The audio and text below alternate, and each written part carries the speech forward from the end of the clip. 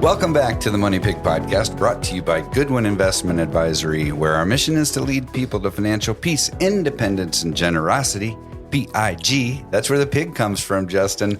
I'm your host, Reid Trego. We have Justin Pitcock back joining us today to talk about when I should start taking Social Security. Thanks for being with us, Justin. Let's go, man. All right. Hey, and if you want to know where to get this information in written form, go to goodwininvestment.com under our Knowledge Center and then Investing Guides, and you'll find our Guide to Social Security Retirement Benefits. Yes. Yeah. And we're going to talk about this. When should I start taking Social Security? Not necessarily specifically me, although I do love taking nuggets away from these conversations and picking Justin's brain.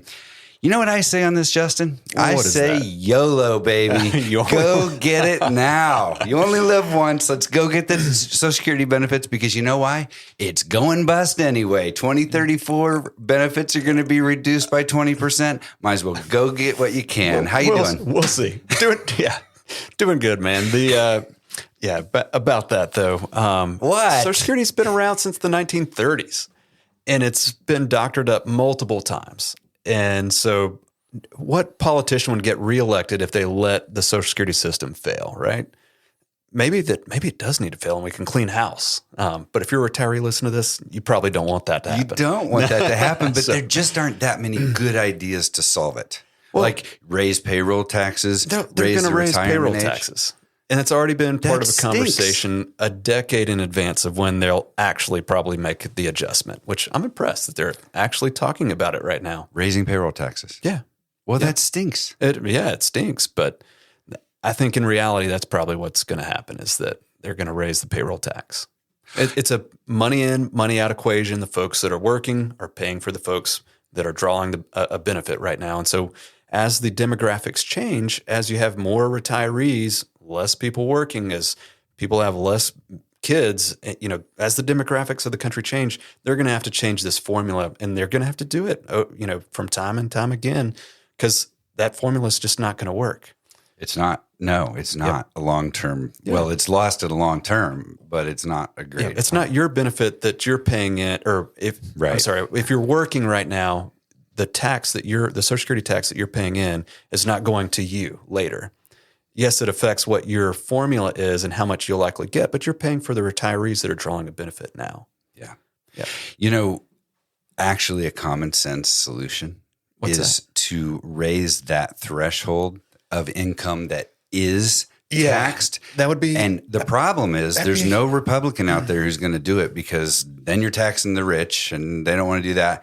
And there's no Democrat out there who's going to do it, because I don't even know why. Math. Well, I think that would be a great fix. It's, we're already accustomed to it, right? It's common sense. It's like just shy of 160,000. Not very much. The Social Security wage base. When you have income over that threshold, you stop paying into Social Security that year. So you've paid in the max. And the reason is there's a maximum Social Security benefit. So it's like, well, why should people continue to pay in if it's not actually going to help their benefit go up, right? All right, so I get that. Yeah, that could be a conveation for another day. Still, as of right now, look at the bottom of your Social Security statement. At 2034, your benefit's going to be reduced by 20% or so. So if you want to know, by the way, we're going to talk about when you should start taking Social Security. So people are like, well, where do I get that information? You go to ssa.gov. It's very easy. Go in there. You can look at your own statement. Make sure it's right, because you have to have a certain number of years or quarters of service to qualify. It's not necessarily quarters. You're right. Credits. Thank you. You're right. You corrected me on that pre-show, and you're right. And so that's going to show you if you start taking the benefits at age, 62, or if you wait till 67, which is full retirement age, or 70, those benefits increase dramatically. So this is why this becomes a big question. Yep. When should I start Social Security? We get asked that all the time. All right. And so, I think there's just some basics that we should cover first. If you're wanting to start Social Security, you can apply up to 3 months in advance. And it's probably wise to do that because it takes them a little time to file that, paperwork and get you paid. So I think on the Social Security website, it says actually that it could take up to 3 months to get you your first check. So might as well go ahead and, when you're 3 months out, go ahead and start. To be eligible for Social Security benefits, not disability, but just regular Social Security benefits, you need 40 credits. What is a credit? Okay. It's you earn credits as you work each year, and you can earn up to 4 credits per year. And the dollar amount for one credit, if you have earned income of $1,730 this year, that it will equal 1 credit. So it doesn't matter whether you earn 4 times that and get 4 credits in January or spread out over the course of the year. That's how much this year each credit, how much earnings you have to earn a credit. Max 4 a year, though. And you can only earn up to 4 per year. That sounds like my college career. Yeah. 4 credits. Man, that would have taken a while. Yeah, it would have. So generally 10 years of work is going to equal 40 credits for most people.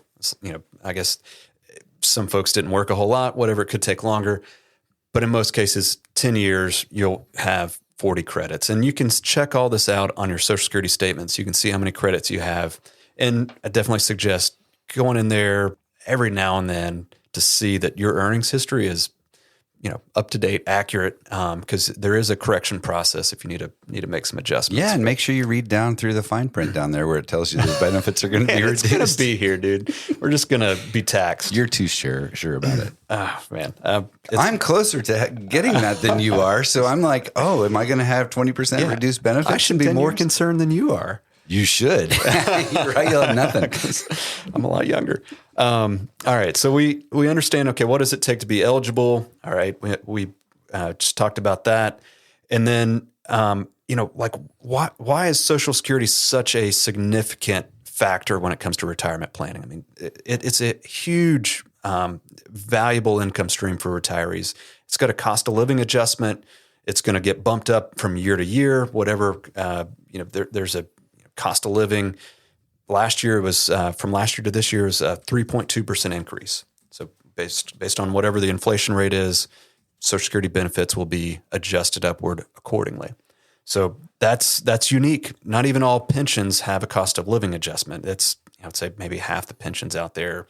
I mean, it's common to see pensions with cost of living adjustments and ones without. So it's great that Social Security's got that. It can be a large dollar amount, and so this year, the largest monthly benefit can be up to $4,873 a month. That's $58,476 a year. And that's for one spouse. So yeah. You got two. Really? 2 spouses. I mean, we're talking over $100,000 potentially in Social Security income. Okay, that's good. And the average check as of last December was $1,767 a month. Yeah, average and the maximum very different. Yes, they are. But again, it's so how is that calculated? I'm glad you brought that up.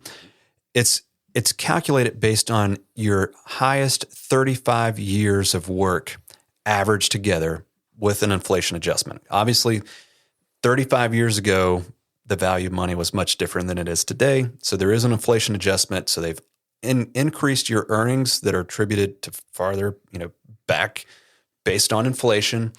And so it's the inflation adjustment, your best 35 years of work, that's going to determine what your benefit is. So as you're working, and maybe you're thinking about, well, what can I do to improve my Social Security benefit? Should I continue working? Do I have a couple years that are in that 35-year average that were just really low? Could I? Yeah, because they'll just roll out the bottom and you put a new one on the top. Exactly. Mm-hmm. So it's the best 35 years to average together. And we just talked about it can be a very substantial chunk of money. And for a lot of retirees, I mean, it's common for us to see that between both spouses, they're getting $50,000, $60,000 in Social Security a year. And that's today, between two retirees, for the folks that we generally are working with, that's substantial. That's one of the reasons I was listening to another show recently, and they were saying, if you had like $500,000 in saving in your retirement accounts, you probably aren't in terrible shape, especially if you've got some Social Security. That's right. I mean, think about it. If you've got 60 grand between a couple in Social Security income, that's $5,000 a month of spending. So if you probably don't need a whole lot more if you're debt free and your mortgage is paid off and all that.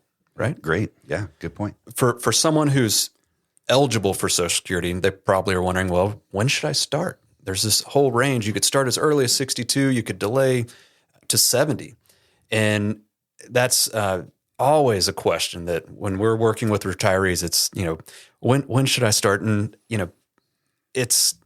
it depends. Oh boy, there we go. My favorite word. This is every answer though. It's true. And that's why this is complicated. Yes. I mean, part of me says, YOLO, baby. Let's go get it at 62. You don't know how long you're going to be around. There's the wild card factor. Okay, I'm the wild card. I can give you a mathematical answer. Actually, our planning software can. Okay.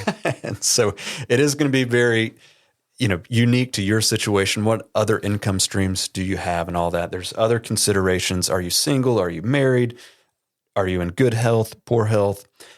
So, let's kind of talk through what are some general principles that should influence whether we start early. Take it early. Or delay. Okay. Because, for most people, the full retirement age is roughly 67, but it depends on when you're born.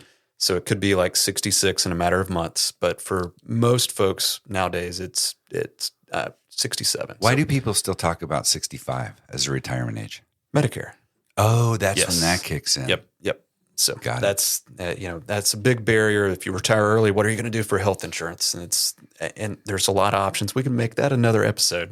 Yeah, we should. Great. I can't wait. Jeez, my least favorite topic. Yeah, I hate insurance too. I know. Okay. All right. So whether you're single or married, and this is a very important decision right here.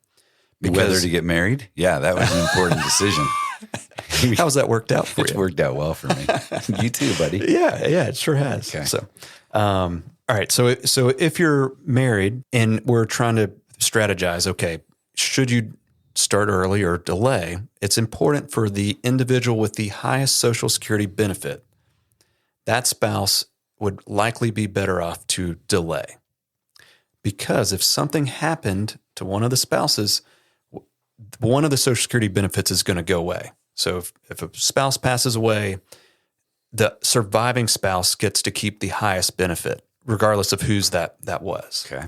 And so when, I had this conversation with my dad, it's like, he wanted to start Social Security early. He's like, I'm not going to make it. It's like I already lived longer than I thought I would.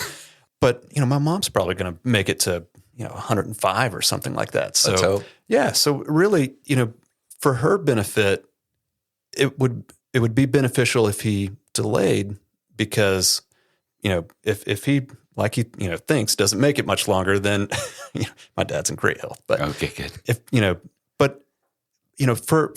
for my mom, and that's the type of thing that, couples need to think about. It's not just, when do you think you're going to make it? It's the joint life expectancy, right? And, I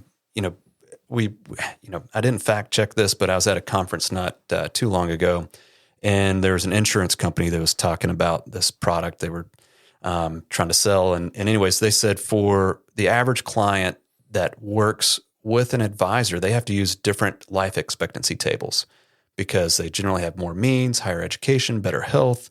And they said that it's the average couple, there'll be a surviving spouse that makes it to 92 that works with a financial advisor.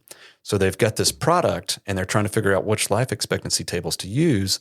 And so they have to base it on an average of age 92.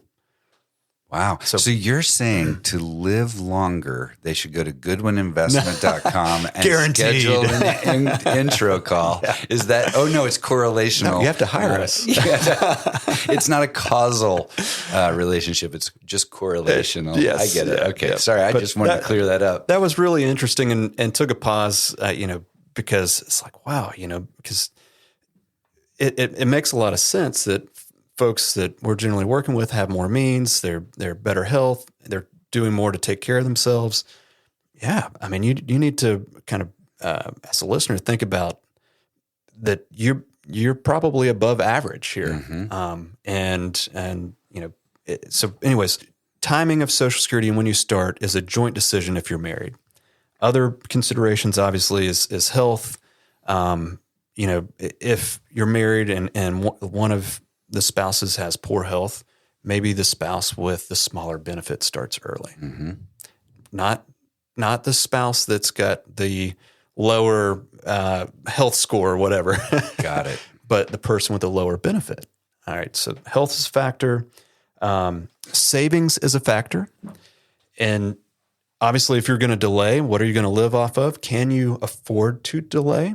And what we like about delaying Social Security is that your Social Security benefit increases. You get a little bonus, about an 8% increase a year that you wait to take your Social Security. So there's an incentive to delay. It's incremental, like on a monthly basis. Every month that you wait, you get a little bit benefit. But if you added it all up, it's about 8% a year. Nice. Pretty close to that. And so, you've got to have the savings, but you don't want to, right? You don't want to fully deplete your savings. And so there's a balance there. And that's where we really can work with you individually and help you map this out. Like, would your withdrawal rate from your investments be too high to sustain you to delay? Right. Right. And that's where we can kind of put a number on it, is using our software, and we can compare starting Social Security at different ages. And I find that it helps folks have a lot of peace of mind of, okay, I'm going to wait to this particular age. Or a lot of times, actually, mathematically, the difference is pretty minimal. But for some people, the difference is huge. So that, again, it comes down to each individual's circumstances. But what we're trying to do is give you some principles here. So great. Love it. Also, if you're still working, you probably don't want to take Social Security early. Even if it's like a part-time job? Well, there's a threshold. Okay. So if you earn over $22,320 this year, your Social Security benefit would be reduced by $1 for every $2 you earn. And so that is if you've started early. Now, if it's the year that you're going to turn to your full retirement age, which again is generally 67 for most people, then there's a different threshold. It's $59,520.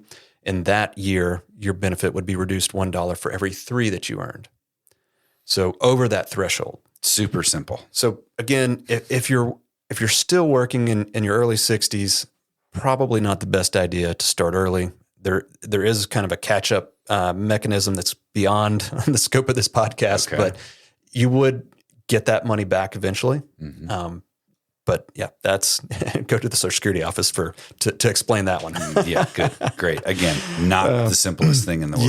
Yes. So those are some principles. There's some other strategies that we want to think about. If you're married, there's the spousal benefit. So the spouse with the lowest benefit will get a catch up if their benefit is not at least 50% of their spouse's.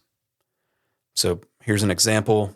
One spouse has a $4,000 a month benefit. The other spouse has a $1,000 a month benefit. The spouse with a lower benefit can get a spousal catch-up of an additional $1,000 to equal half of the other spouse's benefit. However, that spouse with the lower benefit can't get the catch-up, that little catch-up amount, if the other spouse doesn't start their benefit.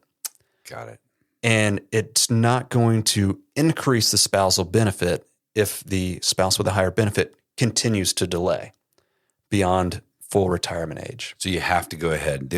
Once that the spouse with the highest benefit reaches that full retirement age, generally 67, the spousal benefit is not going to continue to increase. Now that spouse's benefit would, but hey, we're potentially losing $1,000 a month in this example if that higher spouse benefit, if they didn't go ahead and start at their full retirement age. So that's something to think about. And when it comes to timing, okay, that can compound and make a big difference. There's a survivor benefit.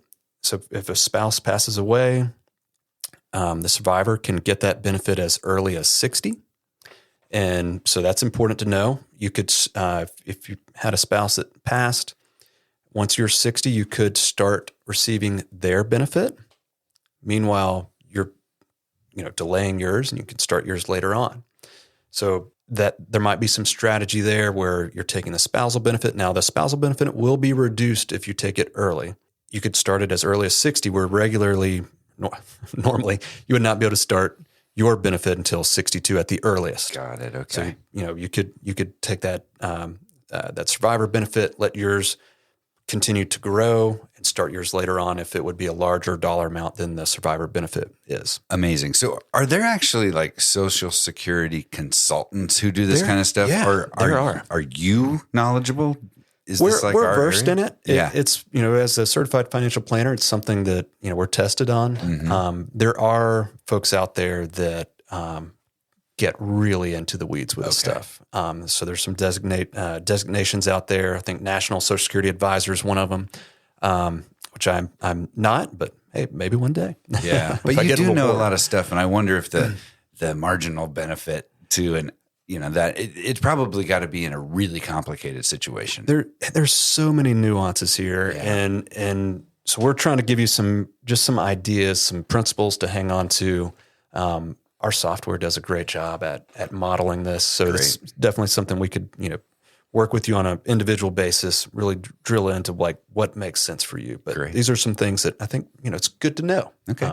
If you don't know, you can't act on it. How do some of these strategies work in divorce, like ex-spouse benefits and things like that? So if you've been married for 10 years and then you get divorced, you can get an ex-spouse benefit, which is 50% of their benefit. So that's important to think through. And once you remarry, you're not going to be eligible for that benefit anymore. Okay. So and you've got to be 62 or older as well. So kind of one last strategy that I think is common that we work through. If, people have different feelings about Social Security, like, it may not be there, whatever.